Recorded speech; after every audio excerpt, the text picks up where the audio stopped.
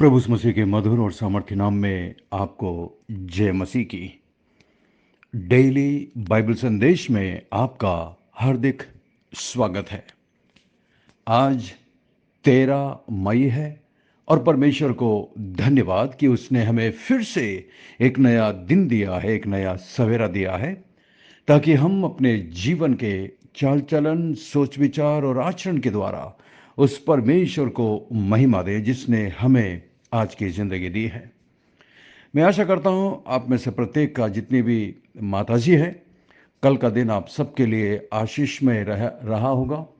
हमारे चर्च में बहुत अच्छा समय था। सभी माताओं का विशेष सम्मान किया गया था। उन्हें सामने बुलाकर उनके लिए विशेष प्रार्थना की गई और चर्च की तरफ से एक छोटा सा इनाम भी दिया गया था। इस प्रकार हमने माताओं का सम्मान किया। मैं आशा करता हूँ यदि आप चर्च गए तो शायद आपके भी चर्च में इस प्रकार का कुछ हुआ होगा, या आपके ही घर में से आपके प्रिय लोगों ने आपको माता दिवस पर शुभकामनाएं दी होगी, आपके लिए कुछ विशेष किया होगा। परमेश्वर का धन्यवाद आज के दिन के लिए कि उसने हमें फिर से एक नया दिन दिया है, एक नई शुरुआत का मौका दिया है।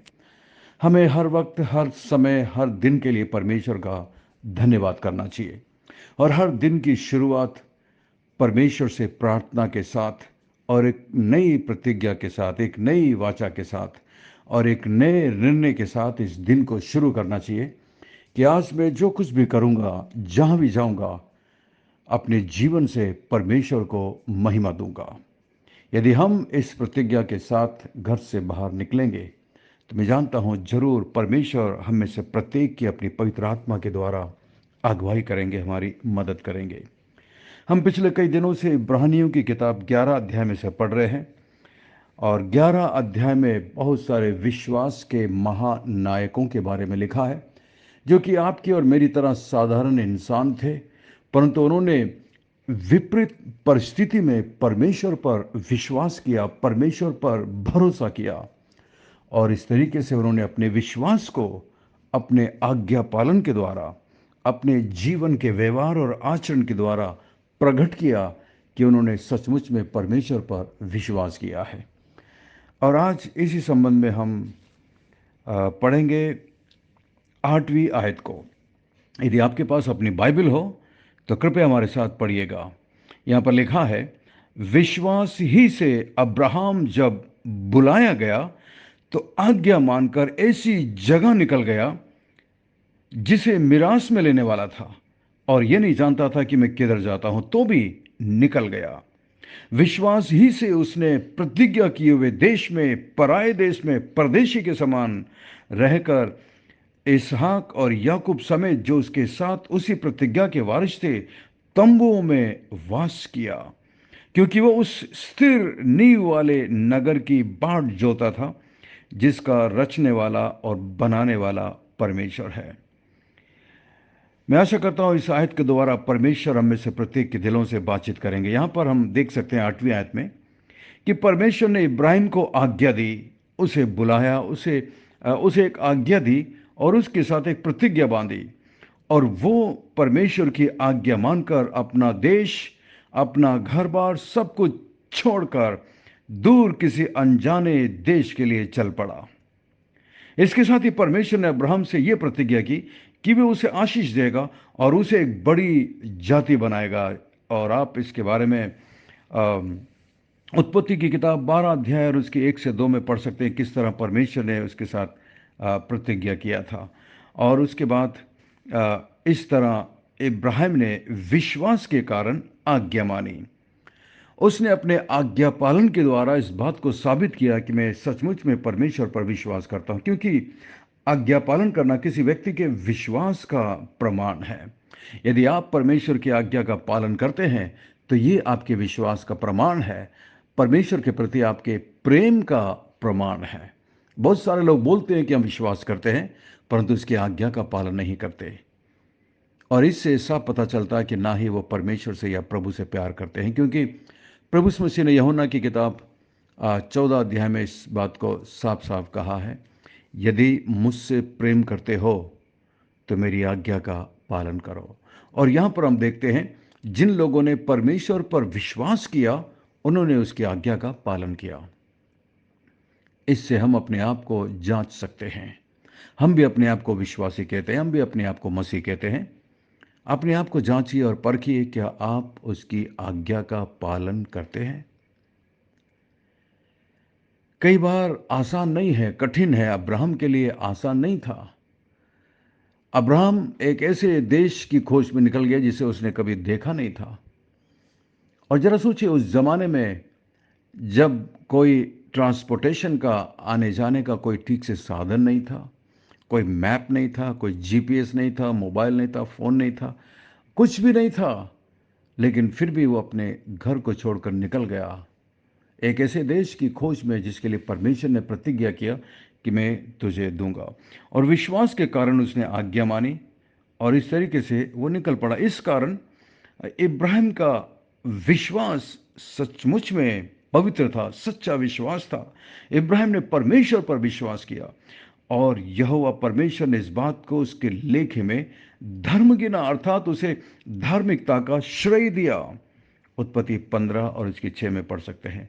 इसी विश्वास की वजह से, और न केवल इसी विश्वास, लेकिन उसके साथ साथ जब परमेश्वर ने उसे एक संतान से आशीषित किया था इतने समय के बाद, 90-100 साल की आयु के बाद, और उसी बेटे के लिए जब परमेश्वर ने कहा कि इसे ले जाकर मोरिया पर्वत पर मेरे लिए बलिदान करके चढ़ा दे, मैं सोचता हूँ ये एक सबसे बड़ी परीक्षा थी अब्राहम के लिए।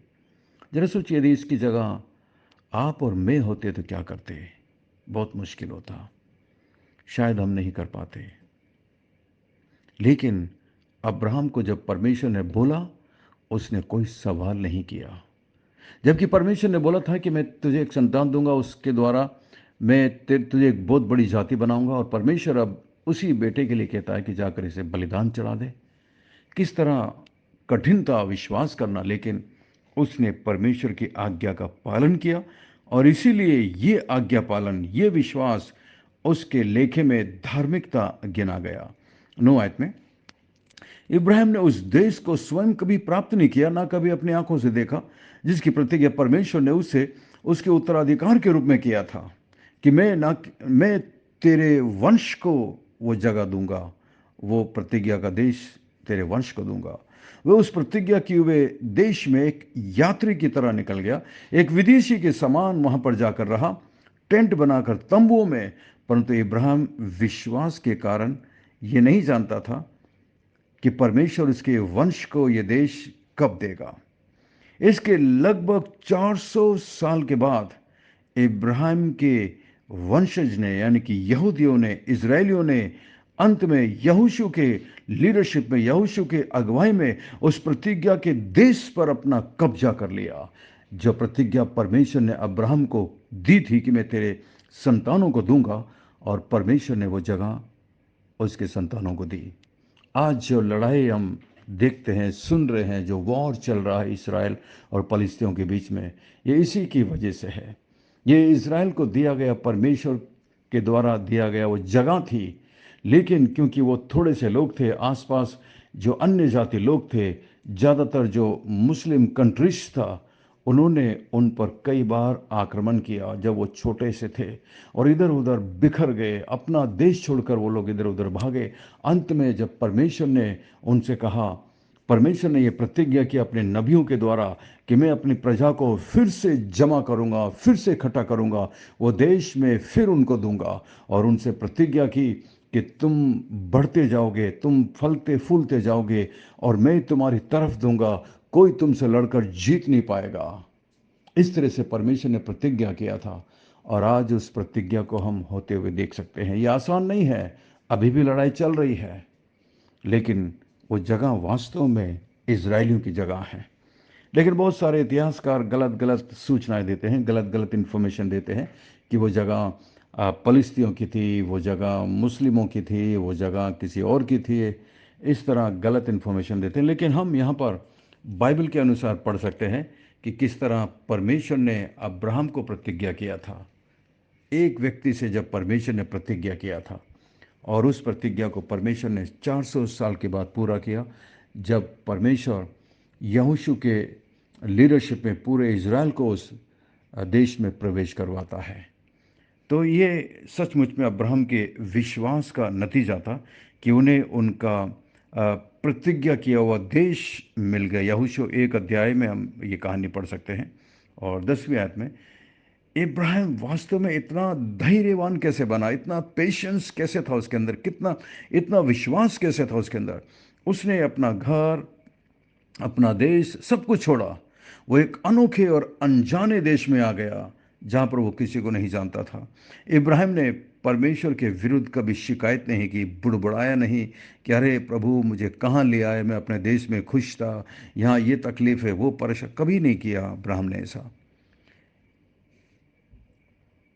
बल्कि उसने परमेश्वर पर विश्वास किया और एक ऐसे देश की वो तलाश कर रहा था, एक ऐसा देश जो नींव वाले नगर की खोज में था, नींव वाला देश, यानी कि वो एक स्वर्ग की खोज में था, एक स्थायी नगर जो कभी नष्ट नहीं हो सकता था, अर्थात एक स्वर्गीय नगर की वो खोज कर रहा था। आप देख सकते हैं इब्रानियों 12 अध्याय में, इब्रानियों 12 और उसकी 22 आयत में देखिएगा, यहाँ पर जैसा कि साफ साफ लिखा हुआ है 12 की 22 में और 13 अध्याय और उसकी 14 में। आप समय निकाल कर ज़रूर इसको पढ़िएगा। यहाँ पर बहुत बहुत अद्भुत बातों को हम सीख सकते हैं।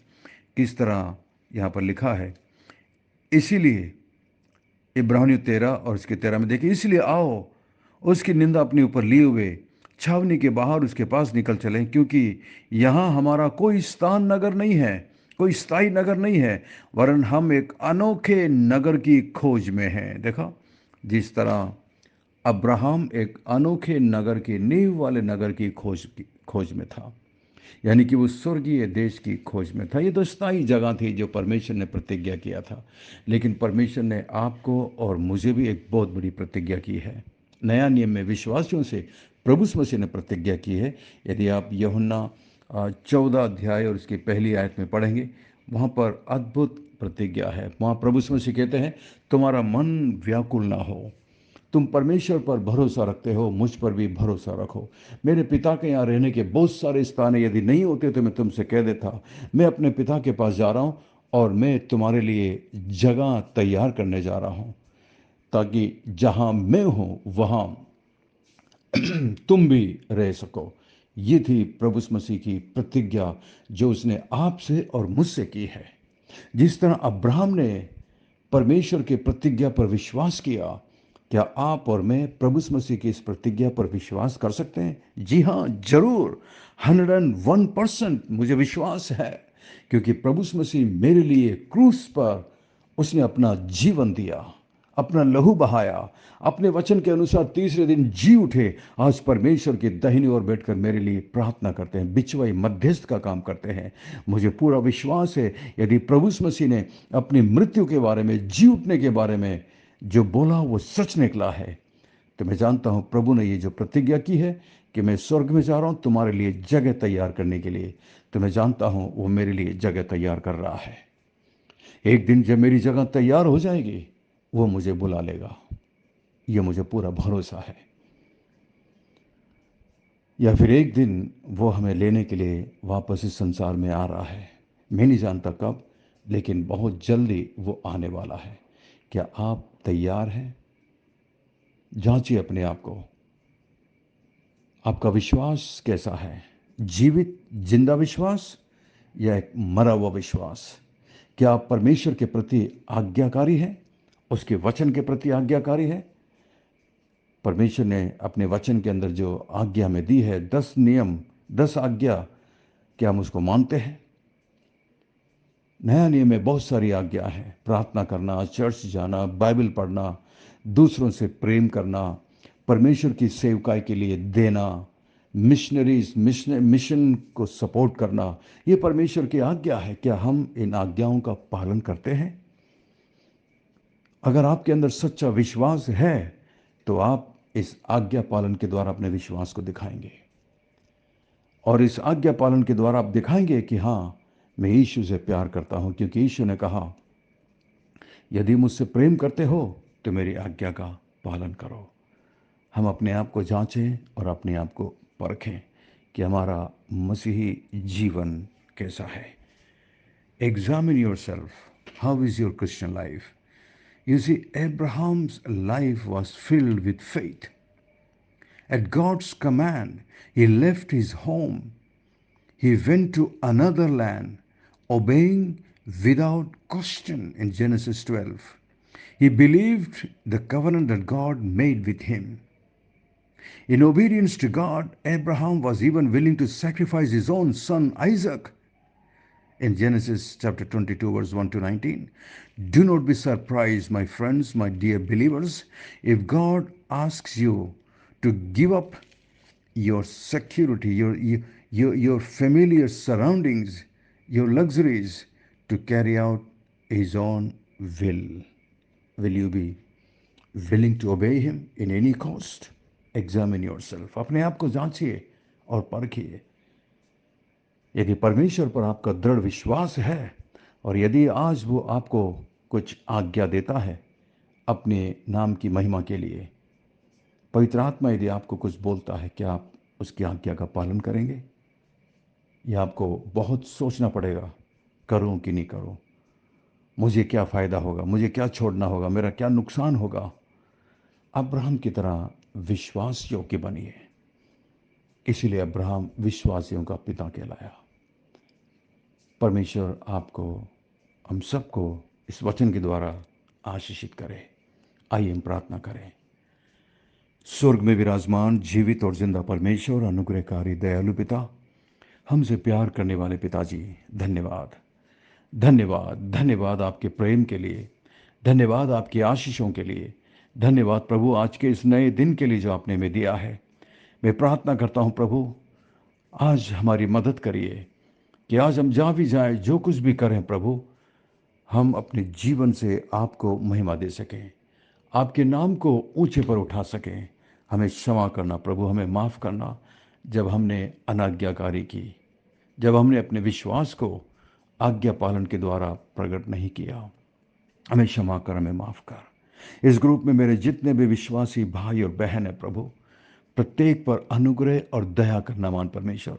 प्रत्येक माताएं जो इस ग्रुप में है प्रभु जी, जो इस वक्त मेरे साथ प्रार्थना कर रही हैं प्रभु जी, प्रत्येक पर अपना विशेष अनुग्रह बनाए रखना मान परमेश्वर। दया करना प्रभु। मैं प्रार्थना करता हूं मेरी प्रत्येक सिस्टर के लिए जो इस प्रार्थना में इस वक्त मेरे साथ जुड़ी हुई हैं प्रभु।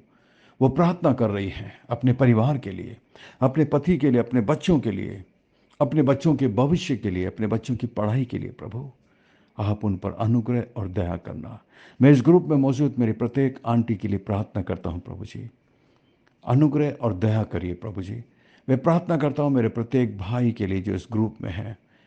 मैं नहीं जानता किसकी क्या समस्या है, लेकिन आप सब कुछ जानते हैं। आप प्रत्येक पर अनुग्रह और दया करना मान परमेश्वर। दया करिए प्रभु, अनुग्रह करिए। धन्यवाद, धन्यवाद प्रभु, धन्यवाद। हमारी विनती प्रार्थना को सुनकर जवाब देने के लिए धन्यवाद। सब कुछ यीशु मसीह के मीठे महापवित्र नाम से मांगते हैं, आमीन, आमीन। बहुत बहुत धन्यवाद हमारे साथ बने रहने के लिए। मैं आशा करता हूँ आज के इस डिवोशन के द्वारा परमेश्वर ने आपके दिलों से बातचीत की है। यदि आप आशीषित हुए हैं तो हमें ज़रूर लिखकर बताइएगा, और इस संदेश को अपने दूसरे मसीह दोस्त भाई बहनों को शेयर करिएगा, ताकि वो भी इसके द्वारा आशीषित हो सके। यदि आपने इस संदेश को पहली बार सुना है तो आप हमारे बाइबल संदेश ग्रुप में शामिल हो सकते हैं। हमारा नंबर है 9927464924। Pastor Mani Thomas, Emmanuel believers church, Agra. हम आपसे प्रेम करते हैं, आपकी परवाह करते हैं, आपके लिए प्रार्थना करते हैं। हमारे लिए भी निरंतर प्रार्थना करिएगा। अंत में सवाल है, आज के संदेश के द्वारा या अब्राहम के जीवन के द्वारा परमेश्वर ने आपके दिल से क्या बातें की हैं? What is the lesson God has taught you today through the life of Abraham? God bless you. We love you. Have a great day and take care. अपना ख्याल रखिएगा।